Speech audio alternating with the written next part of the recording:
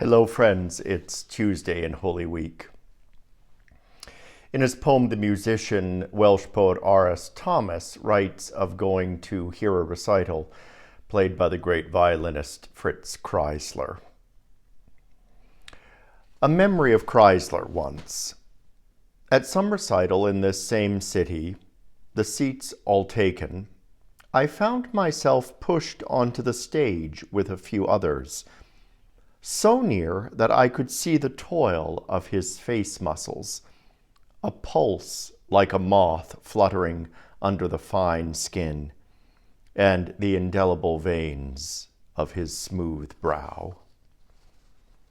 I could see, too, the twitching of the fingers, caught temporarily in art's neurosis, as we sat there, or warmly applauded this player who so beautifully suffered for each of us upon his instrument.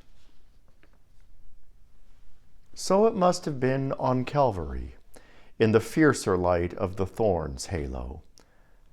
The men standing by, and that one figure, the hands bleeding, the mind bruised but calm, making such music as lives still,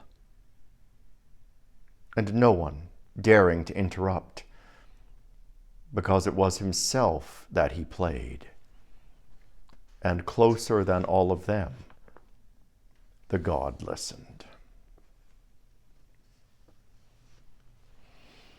Christ, the divine musician's music making on Calvary has never stopped. Ultimately, it's that music which draws us to this week, music which is the divine counterpoint to the agonized music of a world in pain. Yet even though we're drawn to it, we also struggle with the foolishness of it all and with the wild, improbable hope that this song can heal the world.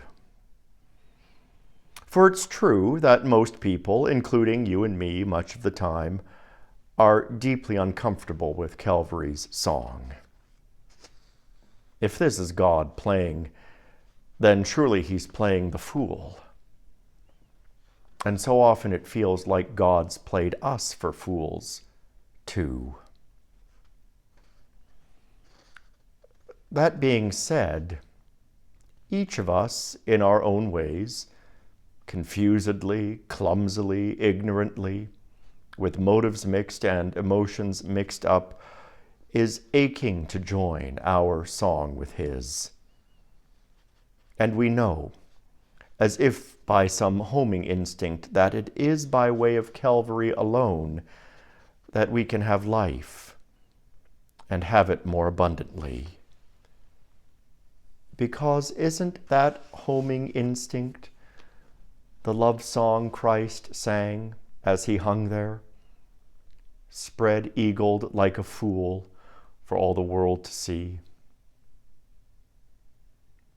Despite all our objections that this can neither be the way of love nor the wisdom of God, the love song Christ made when he played himself on the cross rises firm and clear over the despair and agony and cruelty of this world.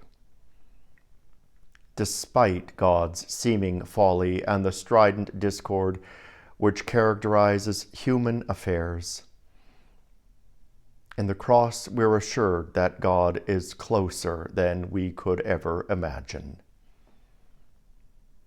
forgiving us, healing us, loving us, and finally, bringing us to the perfect harmony of paradise.